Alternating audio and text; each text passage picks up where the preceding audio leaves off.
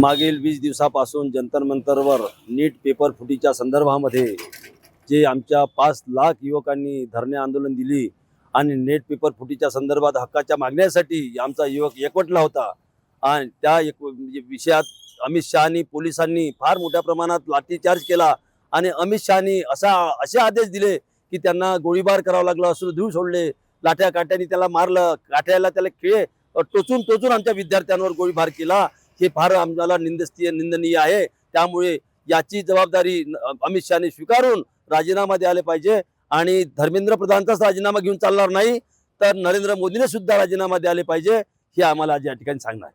विजय मार्च जो आहे हा विजय मार्च आमचा राहुलजी गांधी यांनी त्या मुलांना एक आधार दिला आणि त्या याच्यातून एक केंद्र सरकारला जे झुकवलं त्यामुळे आम्ही या ठिकाणी आज विजय मार्च काढलेला आहे आणि विजय मार्चचे आम्ही काँग्रेस पक्षाच्या वतीनं या ठिकाणी आम्ही विजय मार्च केलेला आहे। हा विजय हा लोकशाहीचा विजय आहे, आम्हा साऱ्या भारतीयांचा विजय आहे आणि आमच्या विद्यार्थ्यांचा विजय आहे। खऱ्या अर्थाने लोकशाही मानणारे आम्ही लोक आहोत।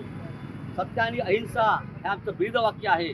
येणाऱ्या काळामध्ये ये तो झाकी है बहुत कुछ बाकी है आणि राहुलजीने जो संघर्ष केला, राहुलजी जे लिडरशिप याच्यामध्ये केली त्याला यश मिळालं म्हणून सारे विद्यार्थी एकवटले आणि ज्या आमच्या 21 विद्यार्थिनी जे आत्महत्या केल्या त्याला जबाबदार कोण आणि यासाठी अमित शहाला आम्ही जबाबदार देतो। त्यांनी गृहमंत्री म्हणून आपल्या भारताचे त्यांनी लाठीचार्ज केला, आमच्या मुलीवर अन्वित अत्याचार केला, त्याला जबाबदार कोण?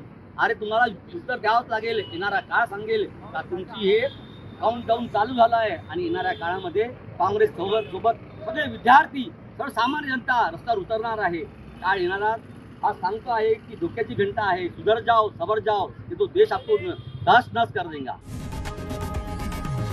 लोकशाही मराठी ऐका, पहा, जागरूक रहा।